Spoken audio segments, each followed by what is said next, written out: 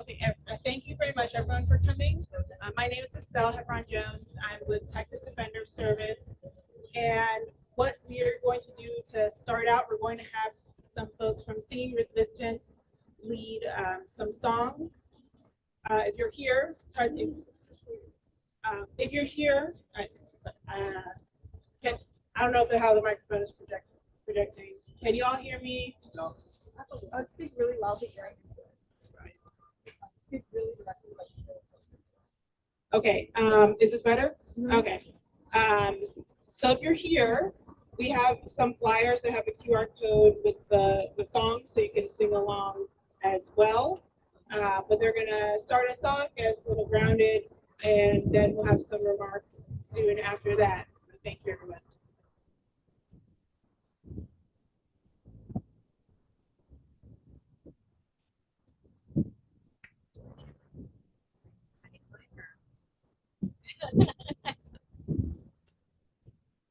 So, hello everyone. I'm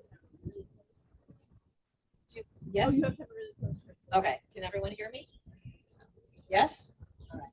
I'm Sherry Allen, the cantor and co-founder of the Macomb Shalom Congregation, member of the Faith and Justice Coalition of Tarrant County, and of Singing Resistance. And I want to start out by teaching you a very simple song that is around, and it's called the Circle Song. And it's again, it's call and response. So I'm going to say mine, and then you're going to repeat it after me. We're going to start out by just doing some lying it first. It goes like this: lie, lie, lie, lie, lie, lie. Lie, lie, lie, lie, lie. Lie, lie, lie, lie, lie, lie. Lie, lie, lie, lie, lie. That's the whole thing. Try it with me. Yeah, lie, lie, lie, lie, lie. Lie, lie, lie, lie, lie. Lie, lie, lie, lie, lie, lie. Lie, lie, lie, lie, lie. Now the words go like this. Circle around for freedom. Circle round for freedom.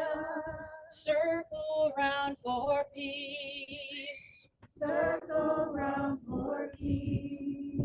For all of us imprisoned. For all of us imprisoned. Circle for release. Circle for release. From the top. Circle round for freedom. Circle round for peace. For all of us imprisoned. Circle for release. Circle for the planet. Circle for the planet. Circle for each soul. Circle for each soul. For the children of our children. For the children of our children. Keep the circle whole. Keep the circle whole. Again. Circle for the planet. Circle for each soul. For the children of our children. Keep the circle whole. From the top. Circle round for freedom. Circle round for peace. For all of us imprisoned. Circle for release. Circle for the planet. Circle for each soul. For the children of our children. Keep the circle whole.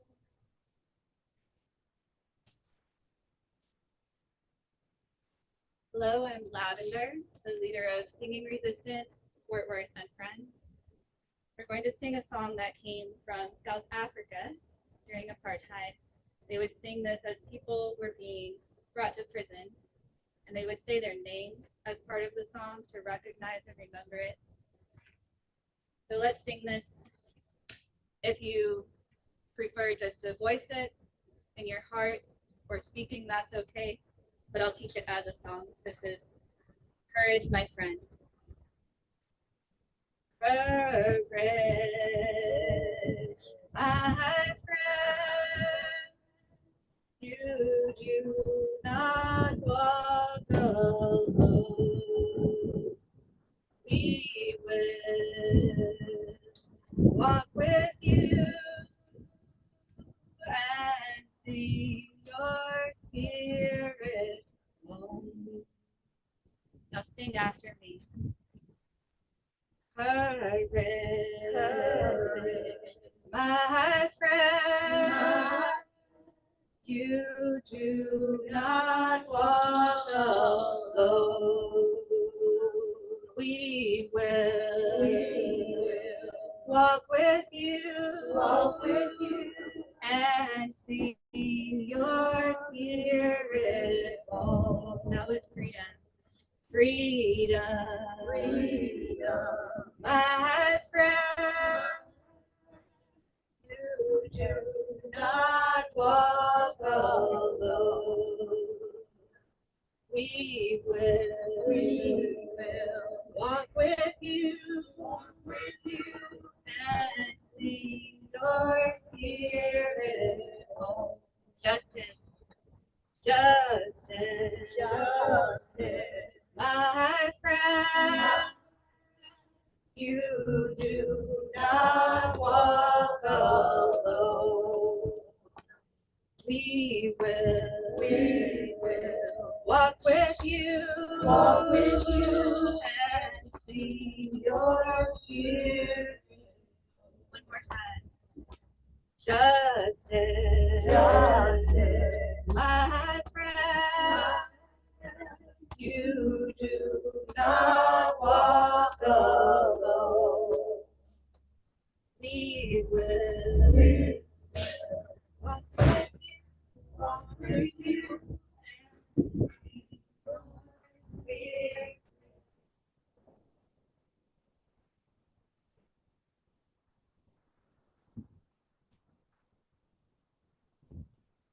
Thank you so much for offering that. So once again, thank you for coming. I am Stella Jones. I'm an attorney and Director of Special Projects at Texas Defender Service, and I work with our team at TDS to put together this report here, an extreme outlier race and death penalty in Tarrant County, the third largest county in Texas, and we released it on Monday. And as an attorney, I am doing this kind of work. I think about the death penalty a lot, but I know most people aren't thinking about the death penalty. But what we have in this report is not historical; it's very current. The last couple of weeks, there have been a lot of things around in the state with respect to the death penalty that have been happening. So we have last week the execution of an action very relevant to North Texas. So the execution of James Broadnax, a Dallas case. We had a case just concluded from Wise County that was the venue was moved to Tarrant, but it was a Wise County case. And next week we have the execution of Edward Busby, which is a Tarrant County case, scheduled for May 14th. And he is a Black man who is intellectually disabled. So this is all very current, what we have in this report. So going back to why is it called an extreme outlier? The Tarrant County has 7% of the state's population, but since 2020 has been almost a quarter of the death penalty trials that have happened in Texas have been in Tarrant. And since 2024, that has increased. So it has an outsized influence on what's happening when it comes to capital punishment in Texas. And really, when it comes to thinking about capital punishment in the U.S., Texas is really the epicenter of that. So Tarrant County has a huge role in what the death penalty looks like in this country, despite just being one county here in Texas.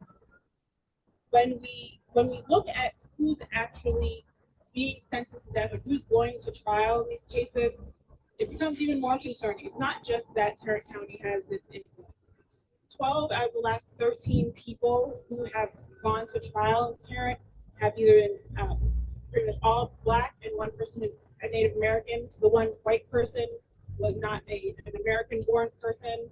So just alone, it's showing a pattern that is extremely concerning. Um, what we did in our report is we went further than that. We wanted to see not just who's going to trial, but we wanted to see what's happening from the beginning to the end. So we worked with researchers at the University of Houston to look at a 20-year period of 431 cases from indictment to outcome to really see what's happening there. And again, another concerning pattern emerges. Out of those 431 cases, 72 of the cases that were initially charged, all those 72% of cases that were initially charged as capital murder cases, they didn't end up being convicted for capital murder. 35% not even a homicide offense. 10% walk out with no jail time at all. So what's concerning is using the harshest sentence that can be levied on someone in Texas, using that to leverage these pleas very often because of the pressure to move cases along. It really is an exploitative use of the ability to wield that power. And when you look at the demographics of who is actually involved, even more concerning. And those failures, they fall along racial lines. So all 7 people who were acquitted of capital murder in that we looked at in that data set, they were all Black. The people who a grand jury refused to indict, 8 were Black, 1 was Latino, no one white. Based on the data and the analysis that we did working with the researchers at the University of Houston, it showed that Black defendants were twice as likely to walk out with no jail time than a white defendant, really indicating that these pressures that are put on people by charging with using excessive charges at the beginning are really landing on people of color. And then looking at, again, another thing we looked at in our report is the use of burglary and robbery as aggravators. This is a practice that most other counties have actually abandoned, but in Tarrant County, it's been very common to use the burglary or robbery aggravator to charge people. And what's interesting about those aggravators is that they're some of the most discretionary ones that can be used. And when you look at people ask, okay, maybe it's just these people who are committing these crimes. But when you look at the facts, when you look at the numbers, what you see with like the burglary or robbery aggravator, 1/3 of the people who start out with this charge are white. But at the end, none of the people who end up going to trial on these aggravators are white. They're all Black. So, read together, the pattern is pretty clear that race is very much playing a role in in how these cases are being handled. And regardless of if it's conscious or unconscious, it's still something concerning, and that any responsible public official or public office should want to review and address. In our report, we have a few recommendations. One of them is for the DA's office to really take an accounting and look at their own practices and do everything they can do to eliminate racial bias, whether that's conscious or unconscious, in charging practices. We also asked for the DA's office to stop using capital murder charges in cases where the evidence doesn't appear to meet that burden. Another thing is to stop using the burglary or robbery aggravator in cases of unplanned murders. And finally, another recommendation is that the Tarrant County Commissioner's Court do an audit of what's happening in the DA's office, which is with respect to these charges. Now, all of these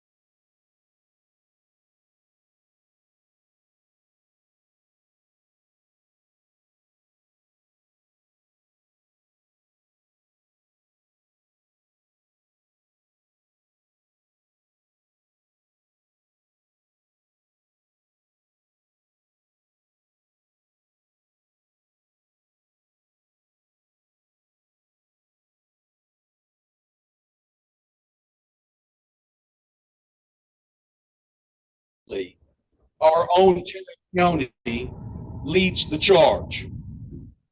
The Texas Defender Service's recent report reveals a county district attorney's office which wields the sword of the state with alarming flagrance and recklessness.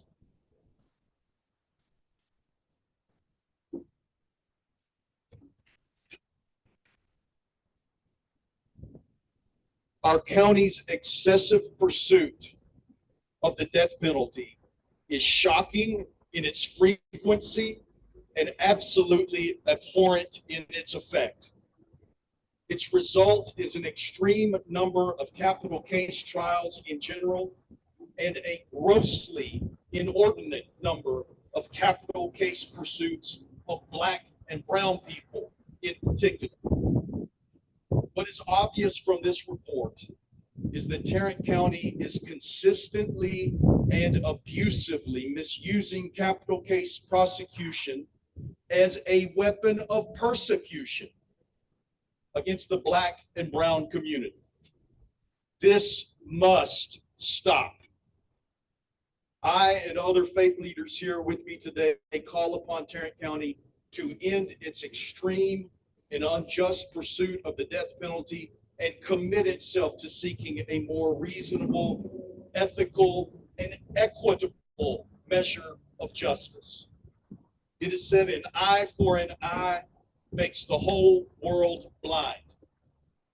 We petition Tarrant County to end its blind pursuit of state-sanctioned killing and to open its eyes to a far less extreme and more humane way.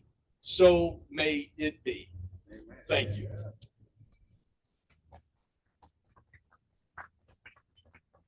Thank you so much for that.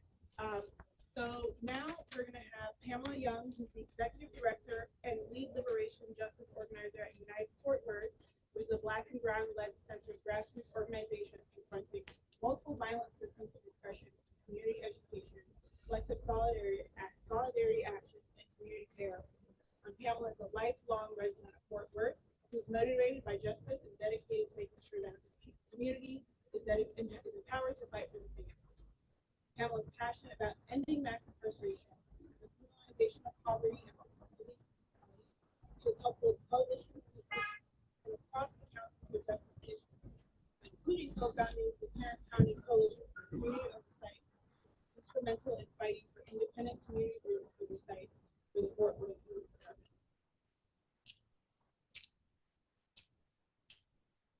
Thank you to the Texas Defender Service for this report and bringing awareness to yet another tragedy that is continuing to happen here in Tarrant County on our dime.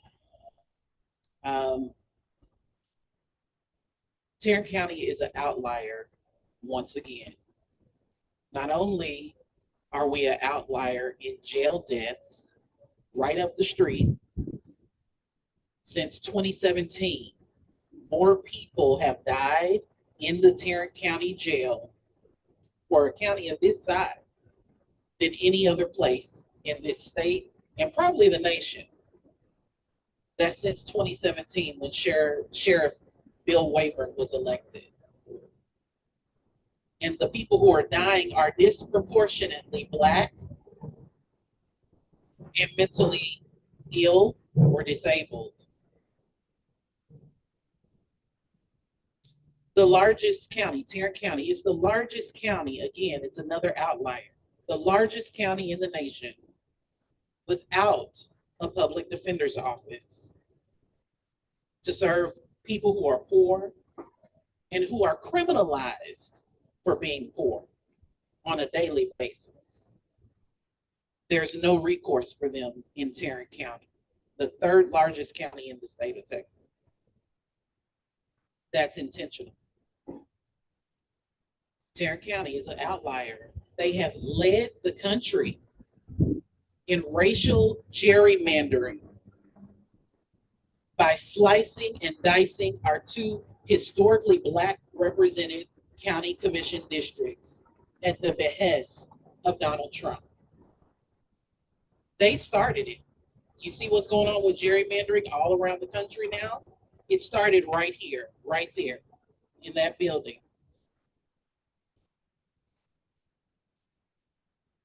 And now we're learning, thanks to the Texas Defender Service, about something else where we're an outlier. It's been going on under our noses, on our dime, for over 20 years. Tarrant County is disproportionately and indiscriminately, wrongfully charging Black people with the death penalty, upending their lives unnecessarily for years on end, just to turn around and say, oops. And then they're going to kill one, what, next week? I heard about Mr. Busby's case in 2018 when I was supporting a friend who was running for district attorney, and it was egregious. He too is Black and mentally disabled, and they're killing him on our dime. These aren't just stats, they're facts. They represent family after family, person after person, and community after community that has been decimated, ignored, and treated inhumanely by all of the actors that make up and perpetuate the violent culture of the Tarrant County criminal legal system. But there's another outlier here, and it goes statewide. Texas is one of, if not the most voter suppressed state in the nation. And Tarrant County is the epicenter.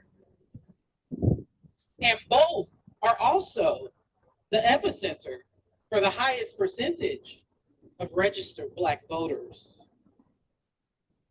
That's why they want us locked up, dead, silent, so they can keep the power and continue profiting off of our free labor and captivity. I want to speak to every single registered Tarrant County voter watching, listening, or reading this. Nobody is coming to save us. Nobody. These elected officials that we have right now, they're not coming to save us. They're not changing. It's been over 20 years. They're not changing their minds. And we can't change their hearts. What we can do is vote. That's how we change this. We are the only ones who can change it. Our consistent voting is the only thing that can turn Tarrant County into a government of intentional care instead of one of intentional racial violence. Every time the polls are open, we have to show up informed and ready to vote to literally save the lives of our neighbors. These ladies over here have been doing that work consistently, advocating to save the lives of their neighbors, and we have to join them with our votes. Every year, the Tarrant County criminal legal system is on the ballot, whether you know it or not. It's on there. This year is no different. District attorney on the ballot. Tarrant County District Attorney. State Attorney General on the ballot. Criminal court judges here in Tarrant County on the ballot. Tarrant County Juvenile Court Judge that is wreaking havoc on our Black youth, by the way. Alex Kim sends more kids to state prison than any other county in this state. Family court, even our court clerks on the ballot, and they're important. The midterm primary runoff election for Lieutenant Governor, Attorney General, County Commissioner, Precinct 2. These are all criminal legal system seats, by the way, whether it says that in the name or not. They all make decisions that predict and make our lives, that make life or death decisions for each of us and for the most vulnerable people in our community. They're all on the ballot. The midterm primary runoff election is on Tuesday, May 26th. Early voting starts May 18th and runs through May 22nd. Be there. Midterm general election is on Tuesday, November 3rd. I know that seems like a long way away, but it's not. And we have to start preparing now. Early voting is October 19th through 30th. Start now, not only making your voting plans, but start organizing your family, your friends, your neighbors to make their voting plans now. Because the number one way to get people to the polls is not by an organizer like me coming and knocking on their door, but it's somebody like you, someone that they know, love, and trust, encouraging them to vote and helping them to make a voting plan. That's how we do this, through our personal networks. You can go to unitedfortworth.org and go to our link tree to find a one-stop shop for planning your vote. We have the power to stop this carnage. Let's do it.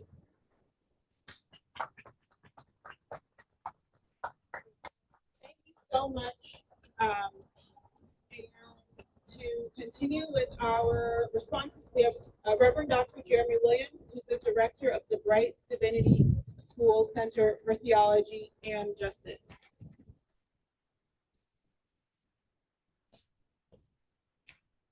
In this moment in which we're living, as the speakers have shared the attacks on our voting rights and our civil liberties, I stand here to say, even if they try to take our vote, we can still say, not in our name.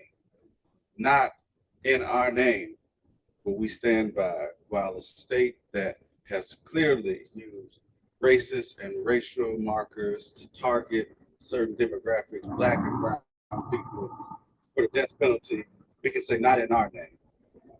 And not just the death penalty, but as we heard, the entire prison industrial complex, whether it is the incarceration, arrests by cops, the over surveilling of minoritized communities, we can say not in our name. Not in our name will we support the continuing to take away the limited rights that some of us already even had. The work that people marched, bled, sweated for. Rather than let that go away, we say not in our name. At Bright, our work is to see a world transformed by God's mercy, love, and justice. And at the Bright Center for Theology and Justice, our work is to think theologically and act justly.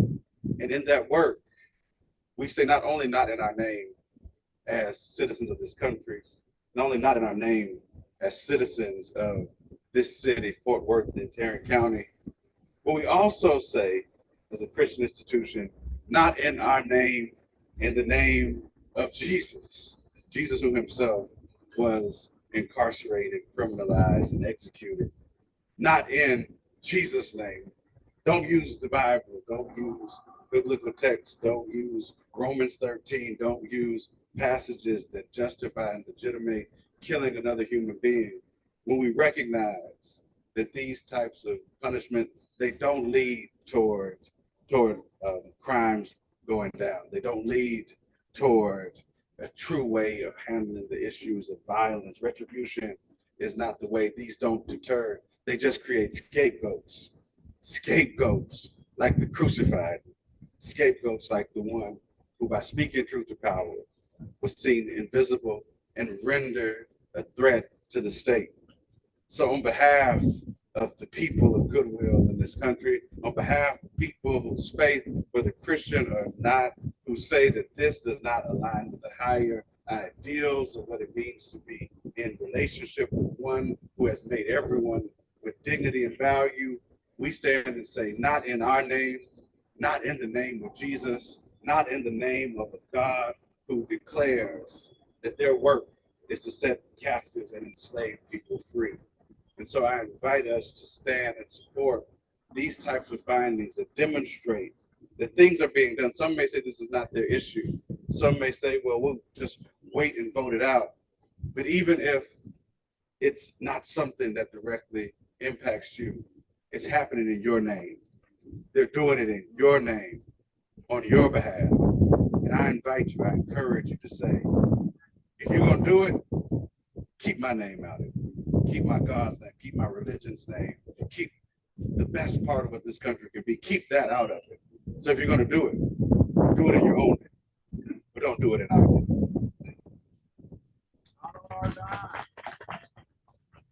Thank you.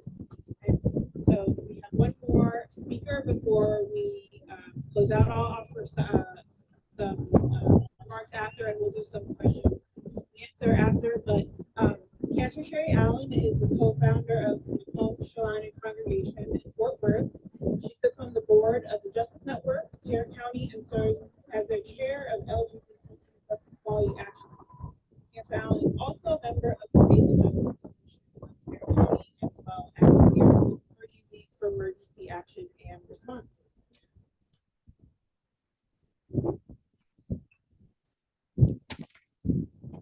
Thank you.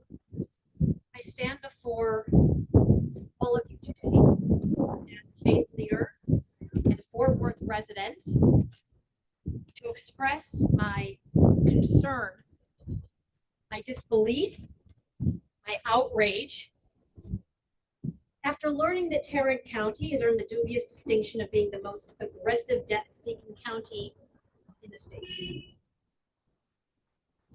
Facts that have been offered today are not abstract. They are stark, measurable, and deeply troubling. And they bear repeating. Tarrant County represents just 7% of Texas's population, yet after yesterday's death sentence in North Texas, it accounts for 22% of the state's death penalty trials since 2020. And since 2024, that number has risen to 38%. 5 out of 13 cases. No other county even comes close. It is shameful that Tarrant County has brought 50% more death penalty trials than the rest of the Dallas-Fort Worth Metroplex combined. And in 2024 alone, it secured 3 death sentences. The first time any county in Texas has done so in a single year in over a decade. When one county so dramatically outpaces others in seeking the ultimate punishment, taking a life, we must ask whether justice is being pursued or callously ignored. These facts demand attention, but through the lens of Jewish values, they demand something more: moral reckoning. Jewish tradition teaches tzedek, tzedek tirdof, justice, justice shall you pursue. We are commanded to literally and aggressively run after or chase justice. The repetition is intentional, reflecting the importance of prioritizing a system in which all human beings are judged equally and fairly. Jewish ethics is unequivocal on this point. Justice must be blind to status, to identity, to race. The Torah commands, you shall not show partiality in judgment. Again, we've heard that the death penalty in Tarrant County is sought almost exclusively against people of color. Not a single American-born white defendant has faced the death penalty in Tarrant County in over a decade. A system in which the ultimate punishment falls almost exclusively on communities of color is not simply flawed, it is severely broken. And it demands scrutiny, transparency, and ultimately reform.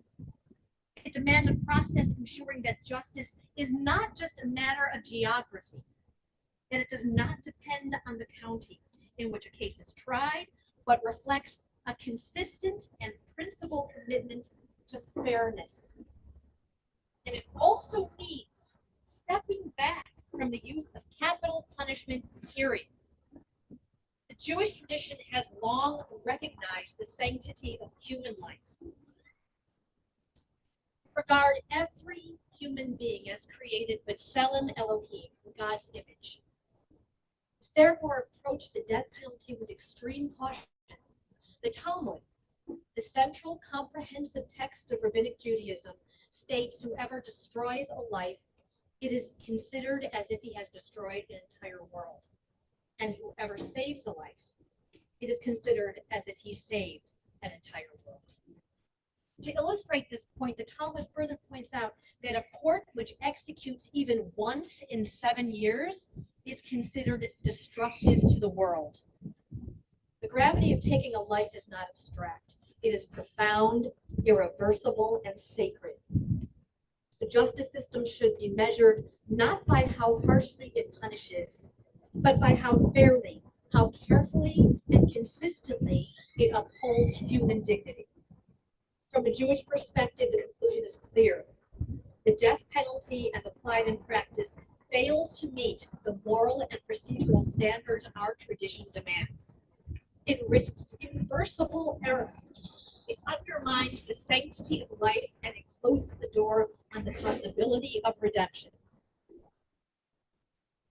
As we heard, sadly, only last week, our state murdered James Broadnax for a crime his cousin recently admitted to committing. The state could have issued a 30-day stay to examine the facts, but they brazenly went ahead with the execution. And the next death sentence will be carried out, as we heard, on May 14th, when Edward Busby is set to become the 600th legal injection since 1982. Brian Stevenson, the founder and executive director of the Equal Justice Initiative and author of Just Mercy, states, "The closer we get to mass incarceration and extreme levels of punishment, the more I believe it's necessary to recognize that we all need mercy, we all need justice, and perhaps we all need some measure of unmerited grace." Rabbi Abraham Joshua Heschel once said, "Some are guilty, but all are responsible." Tarrant County needs to do better. Society needs to do better. We need to do better. Holocaust survivor Elie Wiesel, whose parents and younger sister were murdered in the concentration camps, has famously stated, "Death should never be the answer in a civilized society. When we impose death on others, we are doing something to ourselves. With every cell of my being and with every fiber in my memory, I oppose the death penalty in all forms." His words remind us that it is incumbent upon us to choose a path that reflects restraint, humility, and reverence for life.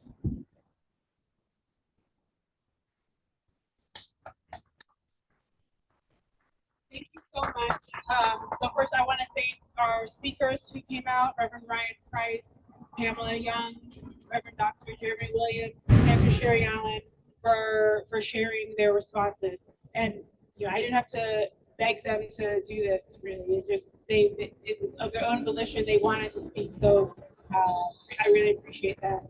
Again, just to close out about talking about the report, what we've shown.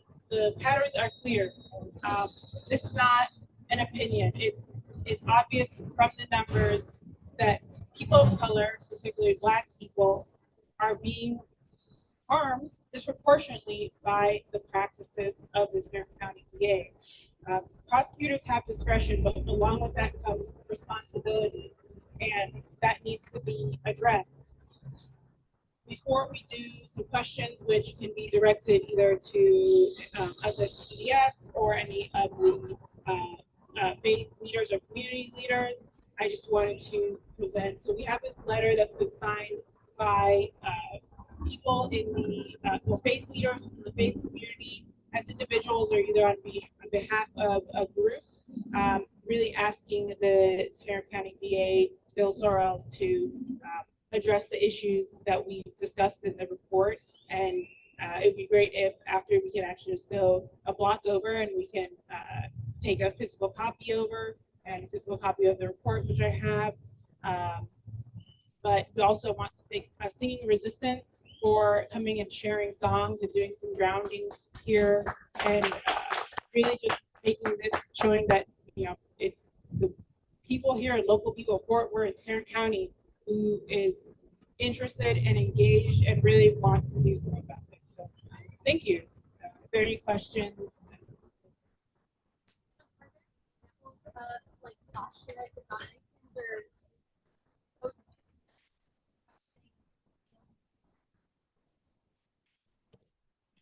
I don't know. On Tarrant, I don't want to give you incorrect information. There have been over 200 exonerations of people of death row in the U.S.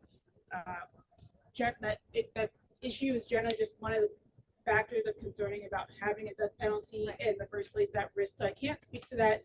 I can't speak to that on its own. But even if you look at the upcoming execution of Edward Busby, he is intellectually disabled. It is unconstitutional to execute someone who's intellectually disabled. So there alone is an example of a potential error that could be committed in the next week. What are cases where, you know, a white defendant might have qualified for the death penalty, their crime might have, that they didn't pursue it for them? Yes, so for example, just like off the top of my head, so like the burglary or robbery aggravator, it's in our data set of the 431 cases. A third of the people against whom the DA initially lodged those charges were white. None of the people who ended up going to trial were white. So I mean, I think that's an example of that in play. Were they charged with? So yes, they were charged. They were charged with capital punishment, but they didn't go to trial on it. Yes, which is, you know, that is something that happens. Again, there's lots up until a trial, lots of different decisions are being made, and that's what happens in many cases, whether someone pleads or you know, someone ends up being acquitted. But actually, with that example specifically, they didn't go to trial, even though they started out with those. Well, so it sounds like they may have leveled that charge against them to try to get some type of. Exactly, yes. And that's, you know, we can't say the reasoning behind each and every decision, but we all know that clearing cases is a big motivation. And I know especially during this administration, that's been the case.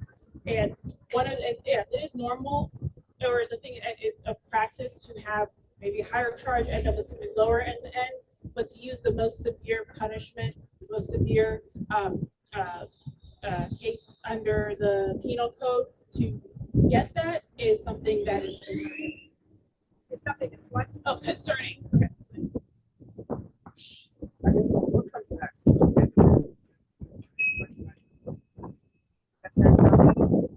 Yeah, so we're going to continue working with people in the community to increase awareness about what's going on. As said in the beginning, a lot of people aren't thinking about what's happening in the death penalty arena, but it's very relevant to everyone. It's very relevant if you think about wanting to live in a free society.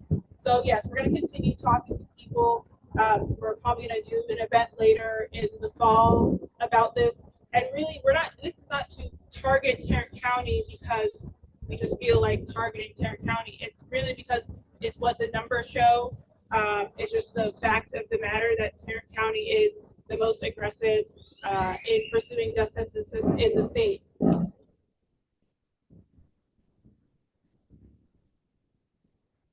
Well, thank you very much, everybody.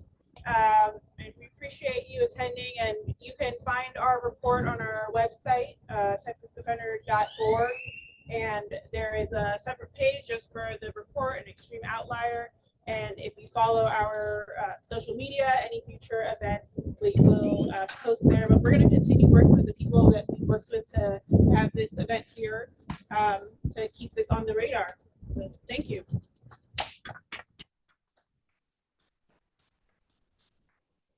The letter. Oh, yes. Letter you're gonna. Yes. right now? Yeah, I'm gonna talk